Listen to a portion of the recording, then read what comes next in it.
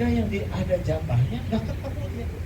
Dia nggak pakai SOP yang benar. Kayak bayi, nangisnya pelan. Kata ibunya, shh, diam. Ibu lagi nyuci piring dulu, beres-beres dulu, nanti lagi miminya. Si bayi mikir, ini jelas rezeki udah segini deketnya. Kenapa disuruh nunggu begini? Aku harus evaluasi diri deh. Emang aku merasa di tangisan aku agak kurang profesional dan kurang inovatif. Oke deh, aku ganti dengan tangisan terbaru, full energi dan full inovatif. Ibu, ada apa sayang? Ada apa? Oh, aduh maafin ini besok-sok yang kenyang. Si bayi mikir, oh iya jelas. Kalau saya leha-leha sampai disuruh nunggu, walaupun udah ada tuh jatahnya. Tapi kalau all out, profesional, ketemu. Itu begitu. Walladzina jahadu fina lanahdiyannahum subulana. Dan orang-orang yang all out bersungguh-sungguh mencari keridhaan Allah, Allah lebih bersungguh-sungguh menunjukkan jalan-jalan. Ini harus kita cemaskan tentang dunia ini. Milik Allah semuanya, benar? Tinggal benar enggak nih? Kalau benar ketemu tuh. Begitulah hadirin. Kalau udah tahu ilmunya, besok udah pensiun bilang ada Allah. Dulu yang ngasih rezeki siapa? Jawab. Sekarang ngasih rezeki siapa? Nanti siapa? Allah juga ya. Kalem weh. Nggak usah terlalu gimana kalau presidennya ini. Tuhan kita tuh Allah, bukan presiden. Dari dulu juga ganti-ganti presiden, tetap aja kita jadi tua ya kan? Kan ada tuh kakek-kakek di YouTube ya kan? Menurut kakek enakan zaman Pak Jokowi atau enakan zaman Pak Harto? Jelas enakan zaman Pak Harto dong. Emang kenapa? Ya, karena masih muda. si Hakim Mahkamah Nawak. Orang membahas politik dia ngebahas istri lagi. Udah cuke, sudah jadi tua menikmati jadi tua. Hadirin, yang akan datang semuanya ada dalam genggaman Allah. Tinggal kita sempurnakan hari ini. Doa yang banyak, ikhtiar yang bagus, tawakal ke Allah, ketemu. Kita bagus hari ini namanya syukur. Ibadah bagus, kerja bagus. Allah lihat, ini hari ini disyukurin. Besok Allah yang kasih. Gitu. Jadi yang bahaya tuh bukan besok, sekarang. Kalau kitanya enggak benar. Kalau kita benar, Allah kan melihat apa yang kita lakukan. Minta aja. Oh, teman saya itu punya mobil baru. Ya udah nggak apa-apa, jangan ngomongin mobil orang. Tapi dia kayaknya menyicil. Biarin. Apa-apaan, dengki itu namanya. Kalau orang punya rezeki, doakan supaya barokah.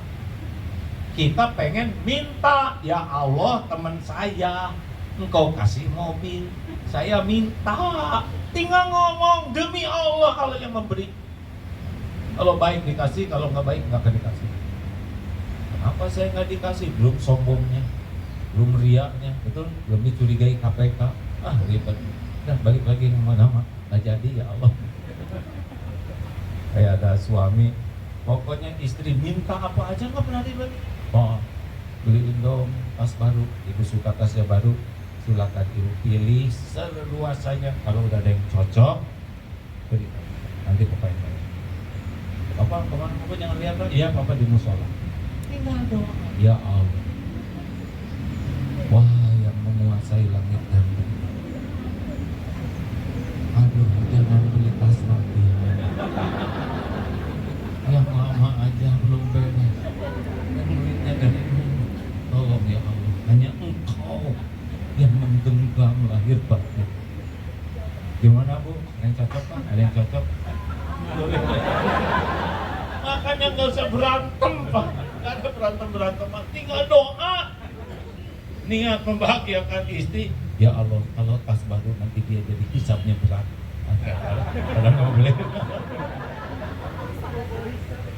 Kita jarang ngandelin Allah, benar? Seakan-akan otak, pinter, pengalaman, enggak lah Pak. Itu mah ibadah bagi kita mah, kerapat, kerja tuh ibadah. Yang menentukan hasil tuh Allah. Tidak selalu cocok dengan keinginan, benar tidak? Makanya dilek aja. Itu mah kalem gak gawat juga, tetap harus jalanin, betul tidak? Orang-orang Palestina, enggak, Dina kamu enggak mau, karena sana mati sini aja. Anak tuh ibu bapaknya enggak ada, gimana kamu ada Allah. Ibu bapak saya udah pulang duluan, udah pulang. Saya Allah, Tuhan saya Allah. Punya teman namanya Mas Ato, hampir seumur dengan saya. Dulu rajin ke pengajian, lumpuh, tangan bengkok, kaki lumpuh. Tanya, Toh, kenapa rajin ke pengajian? Saya ini sekolah, memang bicara gitu. Saya nggak kuat iman, di dunia saya sengsara, di akhirat saya cilaka. Ilmu pupuk iman. Hebat Tato ini. Dia kalau punya uang bayar taksi untuk ngaji aja Pak. Pengen apa Toh? Pengen punya anak. Kenapa yang anak? Supaya ada yang ngedoain kalau saya udah meninggal. Ya jadi kan punya anak harus punya istri Toh. Ya iya, saya juga ngerti ya. Iya maksudnya gimana jadinya Toh? Ada Allah. Saya ini nggak pesen badan saya begini. Allah yang mau bikin saya begini, pasti yang terbaik buat saya. Semua perempuan ciptaan Allah. Allah yang ngebulak-balik hati. Kalau Allah kasih jodoh, pasti saya dapat jodohnya. Mau gimana pun saya, Allah yang nentukan. Mantap sih Allah. Ada yang diceramahin ya kan? Tapi lebih mantap begini. Enggak lama kemudian, ini kisah nyata. Santri ini, lihat ada yang dipaku-paku terus bilang namanya Kustina. Saya siap deh jadi istrinya Kang Ato. Bener Mbak? Dia bilang orang tua, udah. Orang tua gimana? Setuju. Demi Allah nikah. Amazing sekali. Kan waktu itu saya nanya, Toh, atau diurus oleh siapa? Oleh emak. Terus kalau emak meninggal gimana? Kalau emak meninggal kan ada Allah. Nggak mungkin Allah nyiptakan saya, nggak ngurusin saya. Gitu keyakinan. Ibunya meninggal. Sesudah atau ini nikah. Jadi diurus istrinya, 2 anaknya. Udah nggak usah banyak pikiran. Pokoknya 2 aja anak.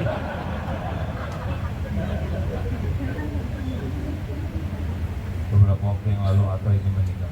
Rumah kontrakannya kebanjiran karena dekat selokan. Akibatnya apa? Kita nggak tega, dibeli rumah itu. Karena rumahnya jelek, dibangun 2 lantai. Enak aja si Ato memang. Kalau ngasih rumah sendiri punya 2 lantai, anaknya beasiswa semua. Masya Allah. Modalnya adalah yakin, iman.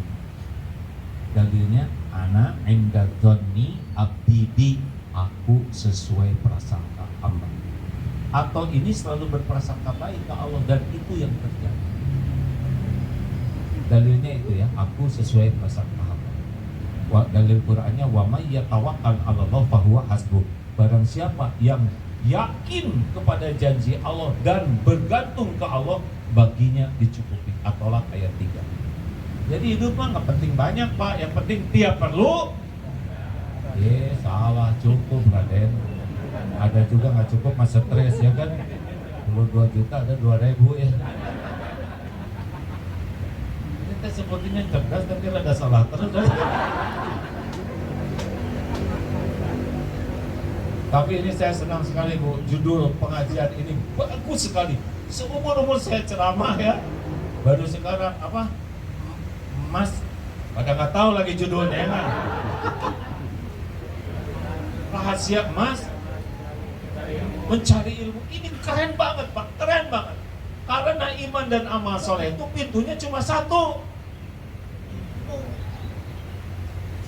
Jadi kalau nggak ada ilmunya mana? Man yuridillahu bihi khairan. Barang siapa yang dikehendaki Allah, ini orang bakal bahagia nih, bakal sukses dunia akhirat. Cirinya apa? Yufaqihu fiddin, dibuka hatinya, paham agama. Makanya maaf Maaf saja yang tadi saya ceritakan itu baru satu dalil aja ya kan. Surat Hud ayat 6 udah beres tentang rezeki itu. Enggak riwa-riwa amat, enggak Pak. Kemarin salah satu perusahaan kami radio RUPS, maaf baru tahun ini kami enggak ada untung, rugi, gimana ya ya nggak apa-apa tuh, kenapa ribet ya tapi nggak ada lebihannya ya tuh, sekali-kali rugi masa untung terus puluhan tahun, rugilah sekali-kali ya Pak. Kalau Allah mau ngasih segini ya terima, untung kita masih pada diberi nikmat iman, nikmat ibadah.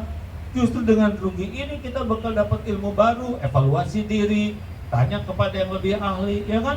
Kalau nggak ada ruginya kadang-kadang lupa diri. Nggak apa-apa ya, nggak apa-apa kan yang ngebagi rezekinya juga Allah, masa saya uring-uringan. Nah enak kalau punya bos kayak gitu ya kan.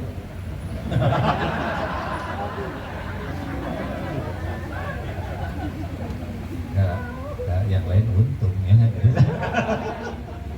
Jadi saya tetap senyum aja dari yang lain. Tapi kalau udah yakin Allah yang ngebagi rezeki, mau ngapain ribet. Halo? Nah dalilnya kalau ingat masa depan surat At-Taubah ayat 51. Qul la yusibana illa ma kataballahu lana huwa maulana wa 'alallahi falyatawakkalul mu'minun. Katakanlah sekali-kali tidak akan menimpa kepada kami kecuali apa yang sudah ditetapkan Allah. Karena dalam ya. Halo? Calon pensiunan udah ada belum sini? Relax gue. Kalem. Tapi gaji saya nanti jadi sedikit. Nggak apa-apa, gaji sedikit, yang penting tiap perlu. Nah udah tuh keperluannya dikit. Makan ini asam urat, ini kolesterol. Dua, bagaimana tentang yang lalu? Penting kan nih materi ini? Jadi kalau ingat masa depan, ayo rencanakan baik. Buat studi kelayakan, buat analisa resiko, normal ya. Tetapi kita ingat ada Allah yang menentukan. Jadi jangan sampai bersandar kepada ikhtiar, jangan sampai bentaran ke keahlian. Kalau Allah mau sweet begitu rusak nggak rusak, sekejap juga, benar? Makanya harus maksimal ikhtiarnya, maksimal doanya, maksimal tawakalnya. Kalau nggak bersandar ke Allah stres. Ini saya mau pulang nih. Ini keluarga berangkat ke sana ya. Saya tinggal sendirian sekarang karena udah keburu ada janji ini nih ya. Ditinggalinya udah, gimana saya kepala keluarga bisa ngejaga saya pergi? Gak bisa. Ma Allah, sekejap aja turbulen itu bisa habis satu pesawat ya nggak? Cuman Allah, kalau nggak bersandar ke Allah pasti stres. Bersandar ke selain Allah. Ini udah pada nikah belum nih? Ada suaminya. Tahu nggak salah satu yang membuat bapak ini sengsara siapa? Suami, benar. Karena bersandar ke suami. Oh bahagia nih. Jangan terlalu cinta sama suami. Karena suami itu belum tentu cinta, belum tentu panjang umur. Salah satu penyebab penderitaan para istri itu adalah terlalu berharap dari suami. Padahal suami, ibu tuh, terutama yang ini, jenis-jenis tidak bisa diharapkan. Boro-boro ngebahagiakan istrinya, ngebahagiakan diri sendiri aja susah. Benar tidak? Ini wajah-wajah kurang bahagia gitu. Kalau kita nggak tahu ilmunya, pasti bersandar ke makhluk. Itu yang bikin stres. Ingin dipuji, diakui, wah udah itu nggak ada. Dua, bagaimana yang lalu supaya enggak nyesek? Al-Hadid ayat 22-23. Ulangi. Isinya begini. Ma asaba min musibatin fil ard. Tidak ada satupun musibah yang menimpa di bumi. Perang, gempa, semualah. Wala fi anfusikum. Juga pada diri-dirimu. Kejepit, ketabrak angkot ya, jerawat, ketimpa genteng. Tidak ada satupun yang menimpa pada dirimu illa kecuali fi kitabim min qabli an nabraha, kecuali sudah tertulis di lauh mahfuz sebelum kami mewujudkan. Inna dzalika 'ala Allahi yasir. Sesungguhnya yang demikian itu mudah bagi Allah. Jadi udah beres. Kapan Bapak ketipu? Yang udah terjadi emang udah garisnya begitu. Mau direwelin juga udah bakal kejadian itu. Jadi nggak perlu pakai ribet. Yang lalu itu kuncinya ridho, terima takdir ini. Dan yang kedua, tobat, karena setiap kepahitan diundang oleh dosa. Asy-Syura ayat 30, wa ma asobakum min musibatin fabima kasabat aidikum wa yaqwan katsir. Musibah apapun yang menimpamu disebabkan tanganmu sendiri, dosamu sendiri. Jadi kalau yang lalu itu terima takdir, minta ampun. Nasi jadi bubur, terima sambil tobat, sambil cari cakwe, ayam, kacang polong, kerupuk, kecap sudah dibawa goreng. Move on. Mau ngapain kita hidup di masa lalu? Hah? Udah nggak bisa diapa-apain. Emang itu, saya kan udah nyobain, dipuji rame-rame, udah, dicaci maki rame-rame, udah, ya kan? Enjoy, kata guru saya dulu, Allah sayang sama waktu mau badai itu ya, yang mudah-mudahan nggak ngerti lewat akhirnya. Ini golongan kesepuhan yang ngerti ya. Kata guru saya, Allah sayang sama AA. Orang muji-muji, mengagumi, datang karena dia nggak tahu apa yang Allah tahu tentang dosa AA. Allah tahu hati AA cenderung sama dunia, hanya Allah nutup-nutupi. Ya sekarang mau diambil semuanya, cinta dunianya. Jadi saya mau diapain? Tidaklah seorang ulama keluar ilmu saripati tauhidnya kecuali ngamalin ilmu kelapa. Gimana kelapa? Satu, dijatuhin dari pohon. Nggak ada kelapa jatuh pelan. Nggak ada kelapa jatuh di bawah. Beliau udah jatuh, dijambak sampai gundul. Udah gundul, digetok sampai belah. Udah belah, dicungkil. Udah dicungkil, disisit. Udah disisit, diparut. Udah diparut. Wah, bisa gitu. Aduh, ini saya mau diapain? Tenang aja, A. Nanti orang bekal. Saya jadi tahu, Pak, kata guru saya. Ini bakal diambil, ini bakal dihina. Terus saya gimana? Gampang. Caranya adalah banjiri dengan air mata, tobat, semuanya beres. Nanti dikasih lagi dunianya. Wih, beneran tuh. Sekarang dengan dulu jauh dunianya dikasih, tapi udah nggak ada rasanya. Jadi ngadepin yang pahit-pahit itu sederhana, kata guru saya. Udah sibuk aja dengan ingat dosa, karena semua kepahitan diundang oleh dosa. Jadi kalau kita sibuk tobat, dieliminir itu bahan-bahan pahit. Coba nih, acungkan tangan yang tidak punya dosa. Ada ya yang ngacung. Yang dosanya sedikit, nggak ada ngacung juga. Yang sedang masih bertahan. Acungkan tangan yang merasa banyak dosa. Ada yang nggak ngacung? Banyak sekali dia berarti yang. Ya kita kan gudang dosa, betul tidak? Kita dihormati orang karena Allah nutupin dosa kita. Saya diundang ke sini karena dua hal. Satu, Allah ngasih casing, katanya saya sebagai kiai, casing itu. Yang kedua, Allah tutupin aib, dosa, kejelekan, kekurangan Abdullah Gimnastiar. Ditutupin nih, nggak ada yang tahu. Jadi saya didengar begini, dibuka, bubar, yakin. Makanya nggak usah nafsu-nafsu, dihormatin lah.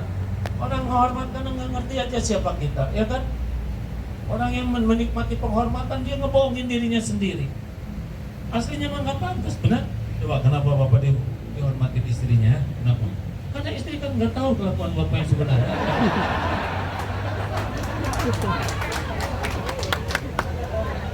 Ayo, mundur aja.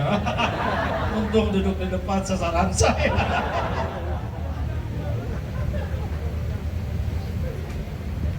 Saya diajarin guru saya gitu, jalanin aja.